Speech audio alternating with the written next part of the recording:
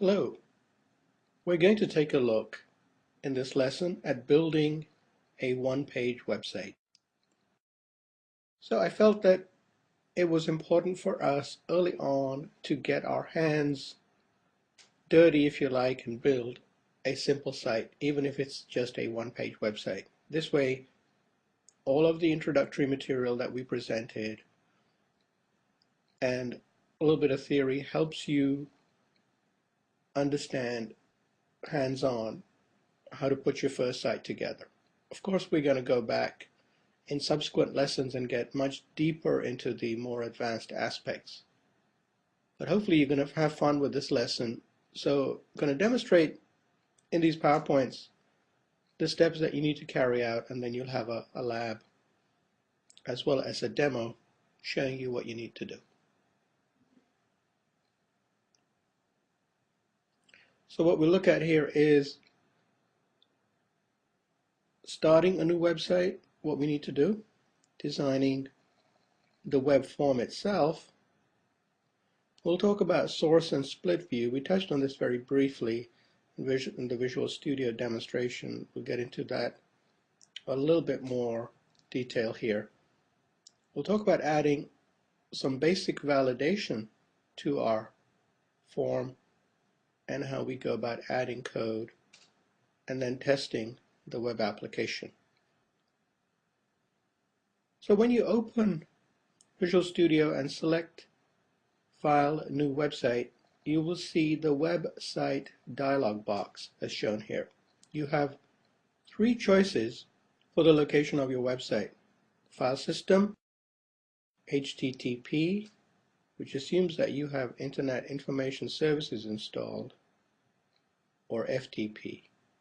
However, the simplest choice is file system because not many developers have IIS installed, so we're going to recommend that you stay with that choice, and that's what we'll be using throughout all of our demonstrations here.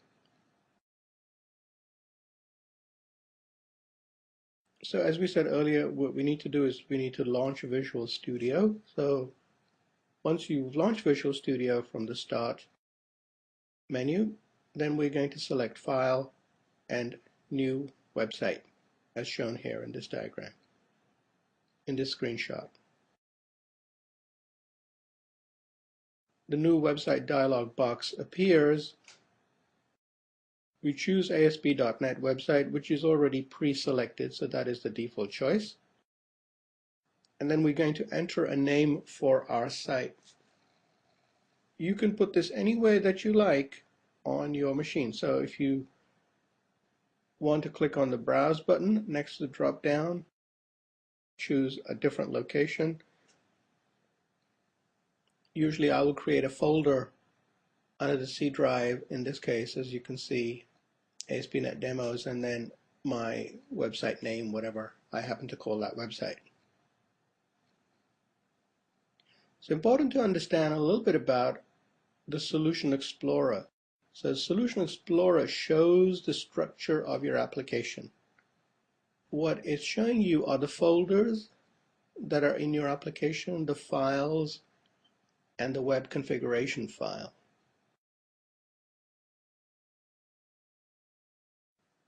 Notice when you hit the plus sign on the default.aspx page, it expands the view, and as shown on the right-hand screenshot, you will then see the code file, default.aspx.vb if you're writing a VB program, C# if you're writing in C#, and that shows you the code file right there in Solution Explorer. So usually I'll spend most of my time in Solution Explorer, manipulate the web pages, look at the code view, and so forth.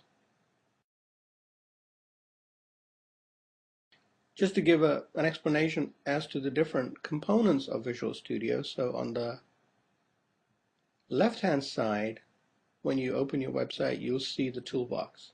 We talked about this in the demonstration of Visual Studio, so it has all of the components that you need, such as the buttons, text boxes, labels, and so on.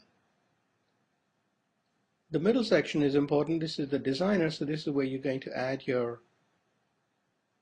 layout, and you have three different views now in Visual Studio 2008. You can either have the design view, the split view, or the source view. So you click on those buttons at the bottom of the Visual Studio screen.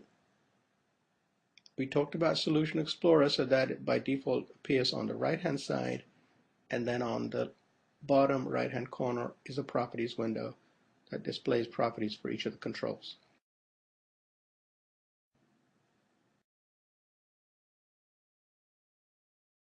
Here we're showing you what we did to build our very first web form. So remember that the web designer uses flow layouts. Controls are placed left to right and top to bottom. This is kind of not ideal because it's very difficult for you to control the positioning. There's a reason why it's done this way. Because a web browser can be resized by the user to any size, either very large or very small, or somewhere in between, then Flow Layout automatically moves the controls in the browser window so they are at the right size. However, it's hard for you to control the layout, so that's the downside of Flow Layout. What you can use is a much better way, which is to use tables. Easiest way to insert a table is to select the table menu at the top of the menu bar, select Insert Table, and in our example we're going to choose 5 rows and 2 columns. You can choose whatever settings you want for the tables. Once you've done this, now you have a grid or cells inside the table, and you drag and drop labels, text boxes, and buttons into the cells of the table, so the form looks much more organized. Things are lined up much better. So here I've got my title for my section, my personal contacts at the top left hand cell, and then I've got category name, email, and phone, and a couple of buttons that I've added there, and then a drop down list on the right hand side next to category, and then 3 text boxes. So pretty simple to lay out a page once you have the table structure added.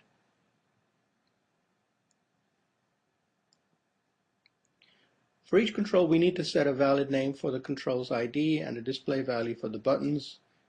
You could just use text box 1, button 1, etc., but this is not a good practice. It's hard to maintain code if everything is just text box 1 and you don't know what that is related to.